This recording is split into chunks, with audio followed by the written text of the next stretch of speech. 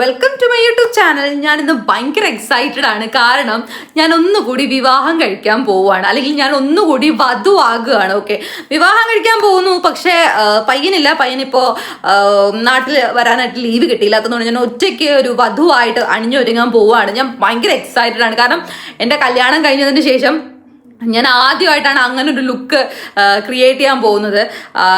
എനിക്ക് എന്താ പറയുക, ഈ ഒരു ടൈമോടകം എല്ലാവരും ആ ഫോട്ടോസും കാര്യങ്ങളൊക്കെ കണ്ടു കാണും. ഞാൻ ഭയങ്കര കാരണം ഈ ഒരു വീഡിയോ ഞാൻ അപ്ലോഡ് ചെയ്യാൻ പോകുന്നത് ആ ഫോട്ടോസ് കാര്യങ്ങളെല്ലാം പബ്ലിഷ് ചെയ്തതിന് ശേഷമായിരിക്കും. ഭയങ്കര എക്സൈറ്റഡ് ആണ്. കാരണം എൻ്റെ ജീവിതത്തിൽ ആദ്യമായിട്ട് കിട്ടിയ ഒരു ഷൂട്ടാണ് ഇങ്ങനെ ലൈക്ക് ഇത്രയും ഒരു മേക്ക് ഓവറൊക്കെ ചെയ്തിട്ട്. അപ്പം ഞാൻ ഭയങ്കര എക്സൈറ്റഡ് ആണ്. കാരണം ആ team in the sense Gopika ചേച്ചിയാണ് മേക്കപ്പ് ആർട്ടിസ്റ്റ്. ദെൻ അഗസ്റ്റിൻ ചേട്ടൻ, പുള്ളിക്കാരിയുടെ ഹസ്ബൻഡാണ് ക്യാമറ ചെയ്യുന്നത്. ആൻഡ് റെന്റൽ നമുക്ക് മായ എന്ന് പറഞ്ഞ റെന്റൽ ജ്വല്ലറി എന്നാണ് നമുക്ക് ഓർണമെന്റ്സ് കാര്യങ്ങളെല്ലാം പ്രൊവൈഡ് ചെയ്യുന്നത്. ഞാൻ ഭയങ്കര എക്സൈറ്റഡ് ആവാനുള്ള കാരണം എന്ന് വെച്ച് കഴിഞ്ഞാൽ എൻ്റെ കല്യാണ സമയത്ത് ഉടുത്തിരുന്ന മന്ത്രകോടിയാണ് ഞാൻ ഇന്ന് കോസ്റ്റ്യൂമായിട്ട് എടുക്കുന്നത്.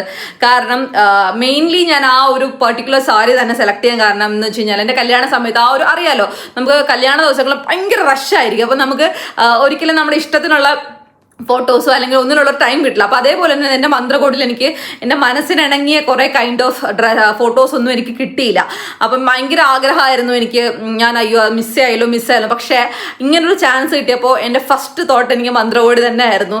ഞാൻ അവരോട് സംസാരിച്ചപ്പോഴും ദേവർ ഓക്കെ അത് ലൈക്ക് കോസ്റ്റ്യൂമൊക്കെ നമുക്ക് സെറ്റ് ചെയ്യാമെന്ന് പറഞ്ഞിട്ട് അങ്ങനെ പറഞ്ഞപ്പോൾ ഞാൻ ഭയങ്കര സന്തോഷമായി. അങ്ങനെയാണ് ഞാൻ നമ്മുടെ ഷൂട്ടൊക്കെ പ്ലാൻ ചെയ്ത് ഫൈനലൈസ് ചെയ്ത് ഇൻഡോർ ഷൂട്ട് തന്നെയാണ്.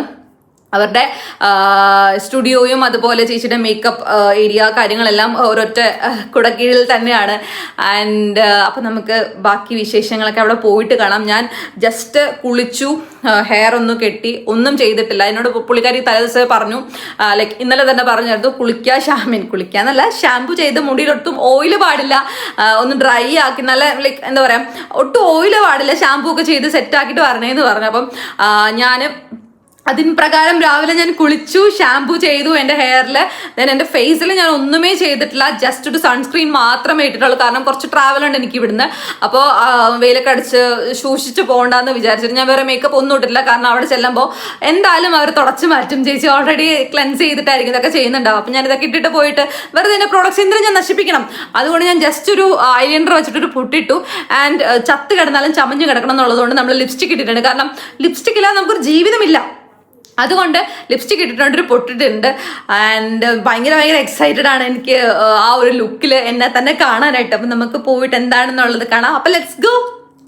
ഞാൻ അവിടെ എത്തുന്നതിന് മുന്നേ തന്നെ ചേച്ചി എല്ലാ കാര്യങ്ങളും അവിടെ സെറ്റ് ചെയ്ത് വെച്ചിട്ടുണ്ടായിരുന്നു. അപ്പോൾ ചെന്നോടനെ തന്നെ എനിക്കൊരു ജ്യൂസൊക്കെ തന്നു കേട്ടോ.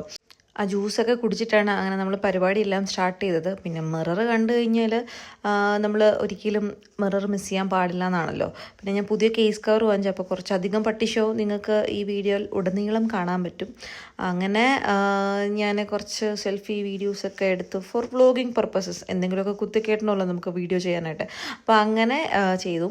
ആൻഡ് നല്ല ജ്യൂസായിരുന്നു കേട്ടോ, പറയാതിരിക്കാൻ വയ്യ. അപ്പം ജ്യൂസൊക്കെ കുടിച്ചു. കാരണം ഷുഗർ കട്ടെന്നൊക്കെ ഞാൻ പുറമെ പറയുമെങ്കിലും ഇങ്ങനത്തെ സാധനങ്ങൾ എൻ്റെ കൈ കൊണ്ട് തന്നാൽ ഞാൻ ഒരിക്കലും മിസ് ചെയ്യത്തില്ല.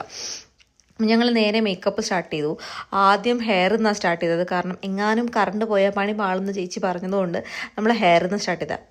ടു ബി ഓണസ്റ്റ് ഞാൻ പറയട്ടെ, എനിക്ക് വർഷങ്ങളായിട്ട് പരിചയമുള്ള ഒരാളുമായിട്ട് ഞാൻ വർക്ക് ചെയ്യുന്ന ഒരു ഫീലാണ് എനിക്ക് തോന്നിയത്. കാരണം ഞങ്ങൾ അന്ന് ആദ്യമായിട്ടാണ് ഞങ്ങൾ കാണുന്നത്, ആദ്യമായിട്ടാണ് ഞങ്ങൾ സംസാരിക്കുന്നത് നേരിട്ട്. പക്ഷേ ഞങ്ങൾക്ക് ഒരുപാട് കാലത്തെ ഒരു അടുപ്പവും ഫീലിങ്ങും ഒക്കെ അന്നേരം തോന്നിയായിരുന്നു കേട്ടോ. അപ്പം ഞങ്ങൾ ആദ്യം ഹെയർ ഒന്ന് സെറ്റ് ചെയ്തിട്ടാണ് മേക്കപ്പിലോട്ട് കടന്നത്.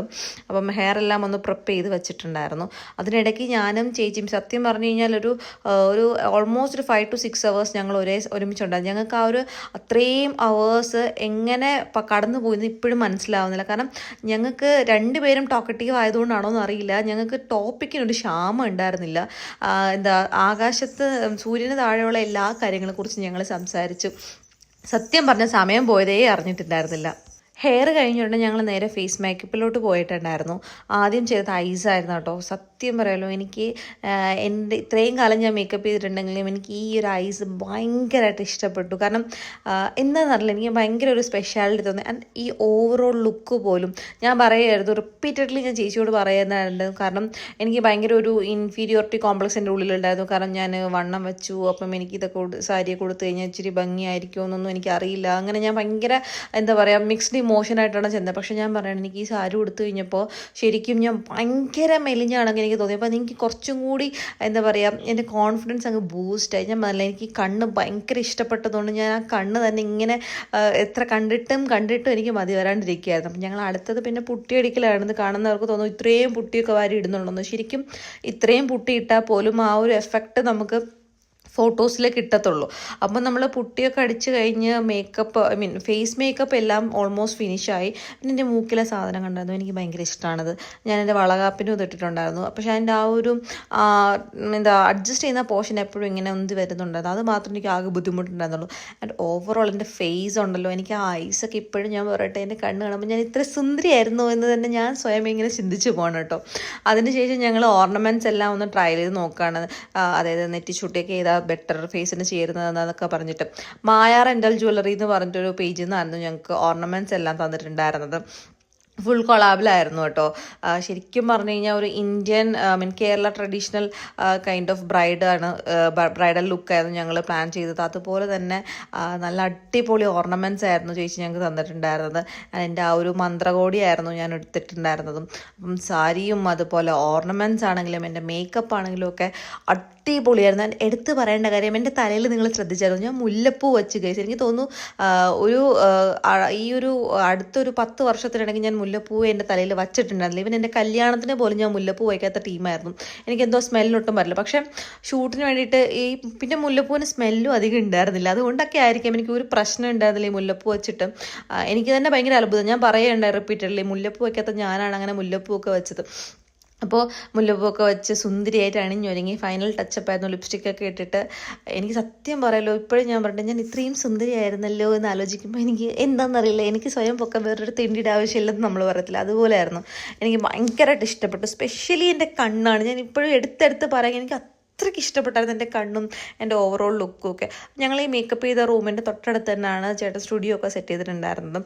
അപ്പോൾ അവിടെ നിന്ന് എനിക്ക് ഓരോരോ പോസൊക്കെ ഇങ്ങനെ പറഞ്ഞു. ശരിക്കും പറയുള്ളൂ, എൻ്റെ സ്വന്തം ചേട്ടൻ ചേച്ചിയായിട്ട് സംസാരിച്ച് അല്ലെങ്കിൽ അവരോട് ടൈം സ്പെൻഡ് ചെയ്ത ഒരു ഫീലിംഗ് ആണ് എനിക്കുണ്ടായത് ഇപ്പോഴും. അതായത് ആദ്യമായിട്ട് കണ്ട ഒരു എന്താ പറയുക മുഖവരെയും ഞങ്ങൾക്കിടയിൽ ഉണ്ടായിരുന്നില്ല. അത്രയ്ക്ക് ഞങ്ങൾ കമ്പനി ആയിരുന്നു കേട്ടോ. അപ്പോൾ അതൊക്കെ കഴിഞ്ഞ് ഞങ്ങൾ അണ്ടർഡി വിത്ത് മീ ഒക്കെ എടുത്തതിന് ശേഷമാണ് ഞങ്ങൾ അവിടെ നിന്ന് യാത്രയൊക്കെ പറഞ്ഞ് ഇറങ്ങിയത്. അപ്പോൾ ഓവറോൾ അടിപൊളി ഫീലിംഗ് ആയിരുന്നു. ആൻഡ് എൻ്റെ ഈ ലുക്ക് ഇഷ്ടമാണെങ്കിൽ ഒന്ന് പറയണേ. അപ്പോൾ അത്രയേ ഉള്ളൂ. Okay, by.